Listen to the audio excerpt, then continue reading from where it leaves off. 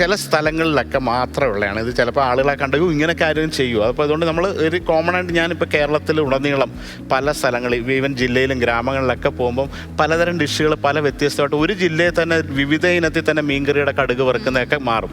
അപ്പം അങ്ങനെ കോമൺ ആയിട്ടൊന്നുമില്ല. നമ്മുടെ തെക്കൻ കേരളത്തിലെ ഒരു ഭക്ഷണം വേറെയാണ്. അത് തന്നെ ഇപ്പോൾ കോട്ടയത്ത് ഒക്കെ ചെന്ന് കഴിഞ്ഞാൽ സിറിയൻ കാത്തലിക്കിൻ്റെ ഇൻഫ്ലുവൻസ് ഉണ്ട്. അത് സെൻട്രൽ കേരള ഇപ്പോൾ ഇവിടെ കൊച്ചിയിലൊക്കെ എത്തിക്കഴിഞ്ഞാൽ അത് പോർച്ചുഗീസുകാർ വന്നിട്ടുണ്ട്, അവരുടെ ഇൻഫ്ലുവൻസ് ഉണ്ട്. അത് ഇനി അങ്ങോട്ട് അരൂരിന്ന് ഈ ഒരു ഭാഗത്ത് വേറെ രീതിയാണ്. ഇനി മലയാറ്റൂർ അതുപോലെ ആ അങ്കമാലി അവിടെ ആ ഒരു സൈഡ് കാലടിയൊക്കെ സൈഡിൽ വേറെ തരം ചെയ്യാണ്. പിന്നെ ഇച്ചിരി അങ്ങോട്ട് തൊടുപുഴയിലോട്ടൊക്കെ പോയി കഴിഞ്ഞാൽ ഒരു ഹൈ റേഞ്ച് സ്റ്റൈലോട്ട് മാറും. മലബാറിൽ പോയി കഴിഞ്ഞാൽ കോഴിക്കോടിന് ഒരു സ്റ്റൈല്, തലശ്ശേരിക്കും വടകരയ്ക്കും വേറെ സ്റ്റൈല്, കാസർഗോഡിന് വേറെ സ്റ്റൈൽ. അപ്പം അങ്ങനെയൊക്കെ വ്യത്യാസമാണ്. അപ്പം ഇതേപോലെ അവിയലിനകത്ത് ഇവർ ഈ ചെമന്നുള്ളി ചെറുതായിട്ട് ചതച്ചിട്ട് ഈ ഏകദേശം കുക്കാറാവുന്ന സമയത്ത് കുറച്ച് കറിവേപ്പിലയും ഒരല്പം നെയ്യോ അല്ലെങ്കിൽ ഇതിനകത്ത് നെയ്യ് അല്ലെങ്കിൽ പച്ച വെളിച്ചെണ്ണ ആണ്. നമ്മൾ ഓൾറെഡി പച്ച വെളിച്ചെണ്ണ ചേർത്ത കാരണം ഒരല്പം മിൽക്കി മിസ്റ്റിന്റെ നെയ്യൂടെ ചേർക്കുകയാണ്. ഇത് സാധാരണ കൈ വെച്ചൊന്ന് കശക്കിയിട്ട് ഇടുവാണേ. നല്ലപോലെ ഇത് ഓൾറെഡി ഇത് അരിഞ്ഞിട്ടില്ല, ഈ ചതച്ചാണ് വെച്ചത്. എന്നിട്ട് ഈ കറിവേപ്പിലയും കൂടെ ഒന്ന് കൈ വെച്ച് ഞെരടുമ്പോൾ ഒരു ഫ്ലേവർ കിട്ടും. അപ്പോൾ ഇതൊന്ന് സ്റ്റീം ചെയ്തിട്ട് ഒരുപാട് കുക്ക് ചെയ്യേണ്ട കാര്യമില്ല. ഓൾറെഡി കഷ്ണങ്ങൾ നമ്മുടെ വെജിറ്റബിളൊക്കെ ഇങ്ങനെ സ്റ്റീം ആയി കഴിഞ്ഞു.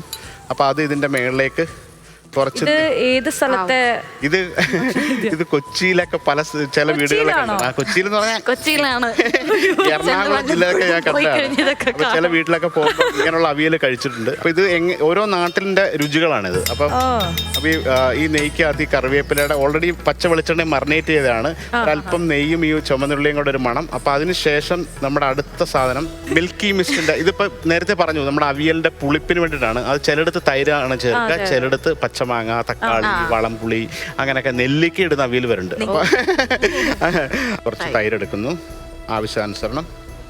യെസ്,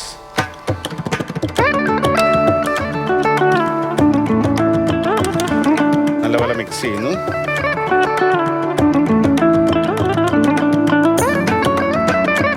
ഒരു പ്രത്യേകത ഈ അവിയൽ കൂട്ടുകാരുടെ ഒരു പ്രത്യേകത വെച്ചാൽ അവിയലിന്റെ കഷ്ണങ്ങൾ വേവിയും വേണം എന്നാൽ കാണിയും വേണം എന്നാണ് പറയാം.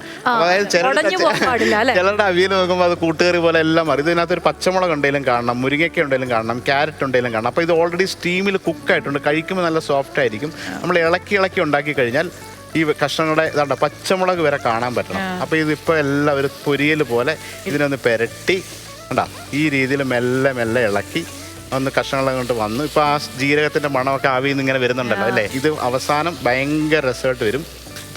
അവിയലിന്റെ മറ്റേ മുരിങ്ങാക്കോല് എപ്പോഴും ഇങ്ങനെ കുഴഞ്ഞല്ലേ. അതെ എല്ലാ വെജിറ്റബിളും ഇപ്പൊ ഒന്നും ഉടഞ്ഞിട്ടില്ല. നിങ്ങൾക്ക് ഒരു അച്ചിങ്ങ പോലും കാണാം, പച്ചമുളക് കാണാം, ചേന കാണാം, ഇതെല്ലാം പച്ചക്കറി, ക്യാരറ്റ് ഒക്കെ അതിന്റെ വിസിബിളാണ്. ഇനിയിപ്പോ നമ്മളിത് ഓഫ് ചെയ്യാണ്. കഷ്ണങ്ങൾ ഓൾറെഡി വെന്തു. അപ്പൊ ഇതിനകത്ത് ഇനി തൈര് ചേർക്കുന്നു. ആവശ്യമുള്ള തൈര് ചേർത്തു. ഇനി ഇതിന്റെ നമ്മുടെ ഒരു മാജിക് എന്ന് എല്ലാവരും ചേർക്കുന്ന പച്ച വെളിച്ചെണ്ണ, അത് ഇച്ചിരി കൂടുതലൊക്കെ ചേർക്കാം. അവിയലിനകത്ത് വെളിച്ചെണ്ണയുടെ ഒരു ഫ്ലേവർ ആണ് കൂടുതലും. യെസ്, ഇത് തൈരിനകത്ത് ഇട്ടു. കാലറി കുറച്ച് പ്രശ്നമാവൂലേ? നിങ്ങൾക്ക് ടേസ്റ്റ് ചെയ്തേ തരുള്ളൂ, ഒരു ഫുൾ പോർഷൻ തരില്ല. യെസ്, ഇതിനെ ഒന്ന് മെല്ലെ മിക്സ് ചെയ്ത് കഴിഞ്ഞാൽ നമ്മളുടെ അവിയൽ റെഡി. ഈ ഒരു പെരണ്ട പരുവത്തിൽ ഇങ്ങനെ ഇലയിൽ യെസ് അതിന്റെ നിറം മാറി വരുന്നുണ്ടാ. ശരിക്കും ചതച്ചുള്ളിയും കറിവേപ്പിലയുടെയും അത് നല്ല ആ ഒരു വാസന ഇത് മൾട്ടിപ്പിൾ ഫ്ലേവേഴ്സ് ആണ്. നമ്മൾ സാധാരണ ഉണ്ടാക്കുന്ന അവിയൽ പോലല്ല ഇത്. തീർച്ചയായിട്ടും ഒരു വ്യത്യാസമാണ്. ഇളനീരിലാണ് അതാണ് അവിയല. ഞാൻ ഇത്ര റൊമാൻറ്റിക് ലുക്ക് നമ്മുടെ ഒരു ഏറ്റവും കേരളത്തിന്റെ അഭിമാനപരമായ ഒരു ഡിഷാണ് പച്ചക്കറി. അപ്പൊ ഇതിന്റെ ഒരു കേരള ക്ലാസിക്സ് ആയിട്ട് കാണുന്ന ഉള്ളിത്തീയൽ ആൻഡ് അവിയലാണ്.